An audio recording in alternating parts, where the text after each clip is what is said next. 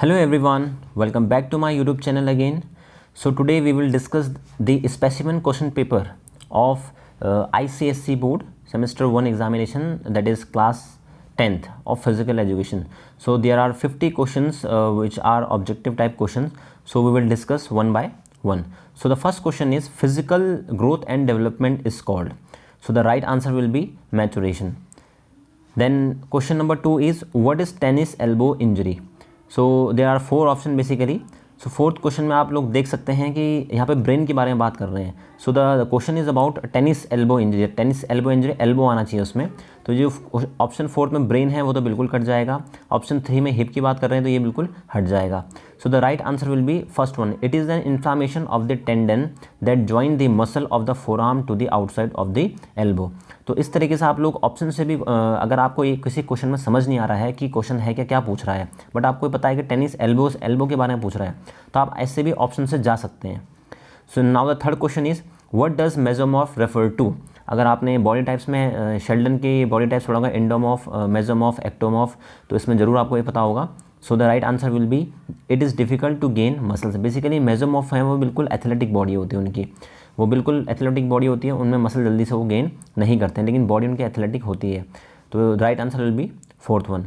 Then the fourth question is which physical fitness test is use to assess cardiovascular endurance. अगर आप pushups की बात करते हो so it is for shoulder strength, for measuring shoulder strength. Then sit and reach test, it is for flexibility, basically hamstring or lower back flexibility. Then sit-ups are done for to check the endurance of abdominal muscles. So the right answer will be for cardiovascular endurance is Cooper run test. इसको हम लोग 12 minute Cooper run test बोलते हैं वैसे. So the question number 5th is to prevent an injury one should always warm up properly. बिल्कुल correct, it is correct. Have appropriate fitness level before playing, this is also correct. Wear the appropriate equipment, this is also right. So the right answer will be all of the above. The next question is the ability to maintain equilibrium when stationary और moving. अगर आप एक stationary position में, static position में हो, या moving या dynamic position में हो, तो तुम इक्विलिब्रियम को मेंटेन करके रखते हो, हम क्या बोलते हैं, उसको हम लोग बोलते हैं balance.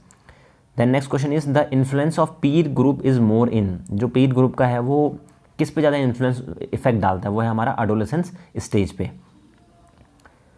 Then question number 8 is it is the ability to use the senses together with body part during movement. जब हम लोग कोई मूवमेंट करते हैं उसमें सेंसेस का यूज़ करना, that is the right answer is coordination. Coordination क्या होता है, जो हमारे ब्रेन से जो भी सिग्नल्स जाते हैं वो प्रॉपर हमारे बॉडी को मूवमेंट करने में हेल्प करते हैं. तो जैसा हमारा सेंसेस हमें सिग्नल्स बॉडी को देती है, उसी तरीके से हम लोग क्या है मूवमेंट परफॉर्म करते हैं.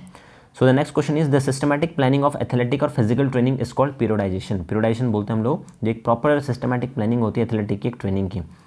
Then factors that influence human growth and development are heredity, environment, gender. ये तीनों फैक्टर ऐसे हैं जो कहीं ना कहीं अफेक्ट करते हैं. So the right answer will be all of the above. The next question is what is the most common symptom of an ACL injury. जो ACL इंजरी है बेसिकली उसको हम लोग बोलते हैं एंटीरियर क्रूशिएट लिगामेंट, लिगामेंट से related है. तो the right answer will be a loud pop और popping sensation in knee with severe pain. जो ACL इंजरी की हम लोग बात कर रहे हैं, anterior cruciate ligament, the right answer will B second option. The next question is which of the following statement is correct.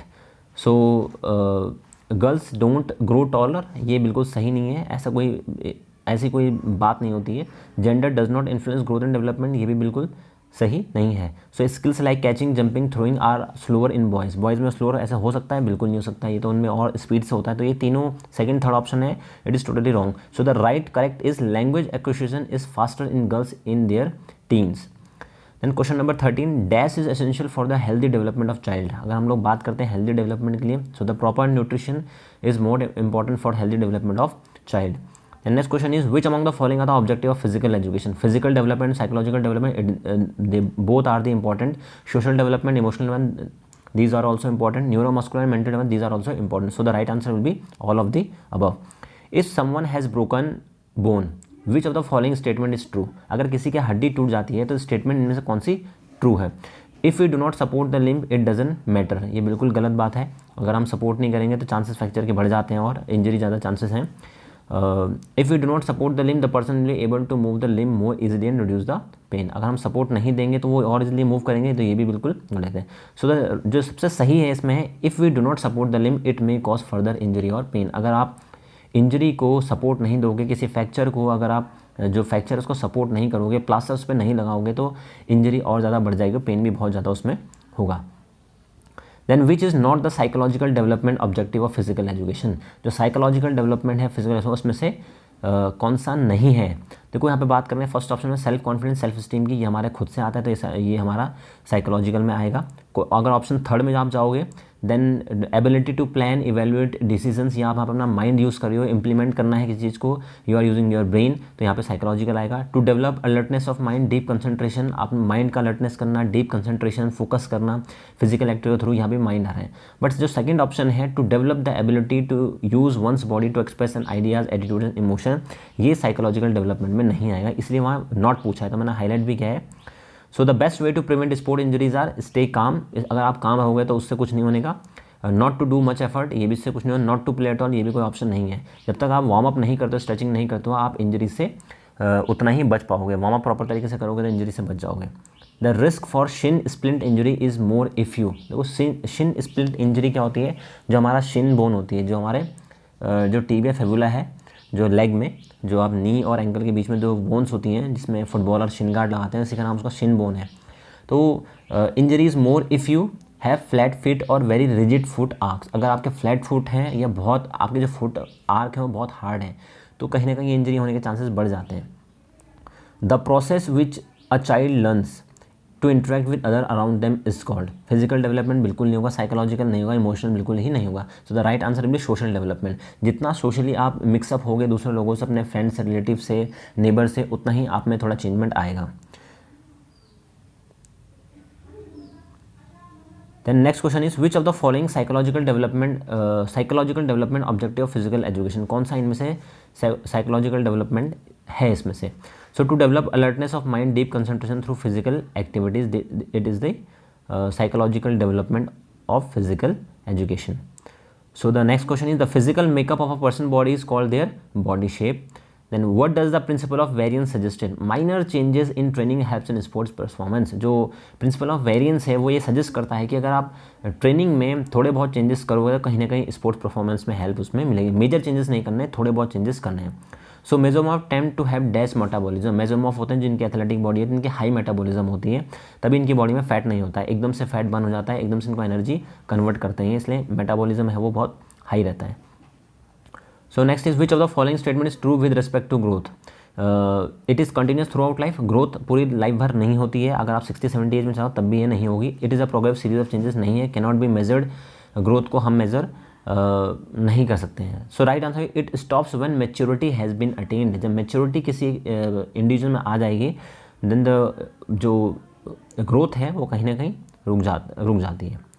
So what physical traits are associated with ectomorph, मतलब कौन से ट्रेट्स मीन्स हमें characteristics हो गया है कि ectomorph मतलब होता है जो बहुत पतले होते हैं, जैसे बास्केटबॉल प्लेयर्स होते हैं, वॉलीबॉल प्लेयर्स होते हैं, ये लॉन्ग हाइटेड मिलेंगे आपको, तो थोड़ा बहुत पतले होते हैं यहाँ पे। तो जो सेकंड ऑप्शन है थिन बिल्ड, वो बिल्कुल सही आंसर इसका। व्हाट इज़ फिजिकल फिटनेस, बिना थके आप जितना भी अपना डेली रूटीन वर्क कर रहे हो, that is the physical fitness.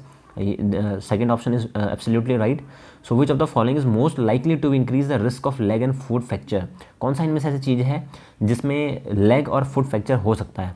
So high arches and low flexibility of the lower body, अगर हम लेग की बात कर रहे हैं तो लोअर बॉडी में हमारी फ्लेक्सिबिलिटी होनी बहुत इंपॉर्टेंट है, हाई आर्क हैं वो इंपॉर्टेंट होने चाहिए। So the progressive series of change that occur in orderly predictable pattern of a result of maturation and development and experience is called, उसको हम क्या बोलते हैं, development. So how does a MLC injury, जो MLC injury है medial collateral ligament है, वो कैसे होता है।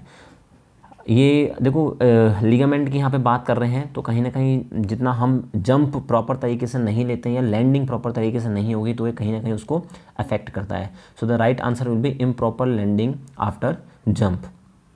Then the ability of your joints to move through a full range of motion, बहुत ईजी क्वेश्चन है, it is very easy question, it is known as flexibility, the range of movements of joints. So what is the name of fitness test of power, it is also a very simple question. 100 metre किसको measure करता है, speed को, Cooper test cardiovascular endurance को, zigzag test आपकी agility को measure करता है. So power को टेस्ट करने के लिए SBJ, standing broad jump. The next question is again what is an ACL injury. ACL injury जो होता है वो क्या होता है, interior cruciate ligament. It is a tear of sprain of the interior cruciate ligament. The second option is absolutely right. So the years between the one set of puberty and beginning of adulthood is the stage of. जो puberty से और जो middle का time है adulthood के starting तक का, उसको हम क्या बोलते हैं, adolescence.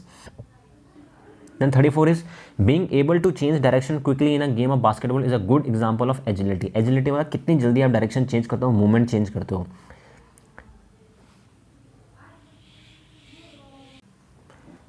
Then the power of memory, thinking and decision making gets increased in which stage of growth and development. सोचने की शक्ति आपकी मेमोरी कौन सी स्टेज में क्या है, थोड़ा बढ़ जाती है, दैट इज अडल्टहुड में थोड़ा इंक्रीज हो जाएगी. Then next question is which somatotypes are at a greater risk of being obese. सेमेटोटाइप्स मतलब यहाँ पे बॉडी टाइप्स की बात कर रहे हैं, हर्बर्ट शेल्डन की एंडोमॉर्फ, एक्टोमॉर्फ, मेसोमॉर्फ. तो एंडोमॉर्फ में सबसे जो ओबेस होने के चांसेस बढ़ जाते हैं, राउंड बॉडी होती है इनकी. According to the principle of continuity training programme should be regular. देखो प्रिंसिपल ऑफ कंटिन्यूटी मतलब कंटिन्यूस होना चाहिए. तो कब होगा, जब उसमें क्या होगा, रेगुलरिटी होगी. द राइट आंसर भी regular. The stage from the age of 19 to 65 years is called adulthood stage. Infancy starting age होती है, चाइल्डहुड आपका मिडिल स्टेज होती है, एडोलेसेंस मिडिल होती है, अडल्टहुड उसके बाद आता है.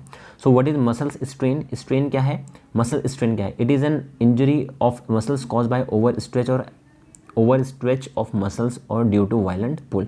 जब खिंचाव ज़्यादा होगा मसल्स में तो उसको हम क्या बोलते हैं, मसल स्ट्रेन. तो वो ये टेंडन से रिलेटेड इंजरी है basically. Then the mnemonic RICE stands for. RICE का जो फुल फॉर्म पूछा यहाँ पे, rest ice compression elevation is the right answer. The ability to move from one point to another in shortest period of time, that is known as speed. Speed कितने कम time में आप पहुंच रहे हो. The transmission of traits from parents to offspring is called. Parents से जो उनके बच्चों में जाते हैं ट्रेड्स, वो कौन से होता है, वो होता है हमारा heredity. The ability of the muscles to exert maximum force is known as muscular strength. Strength की बात करें, एंड्योरेंस होता है कितना आप एक एक्टिविटी को सस्टेन करके रखते हो. Flexibility the range of movements of joint, agility आपकी जल्दी मूवमेंट कर रहे हो. बट मस्कुलर स्ट्रेंथ क्या होती है, जितनी अमाउंट हमारी मसल्स एक्सर्ट कर रही हैं फोर्स को.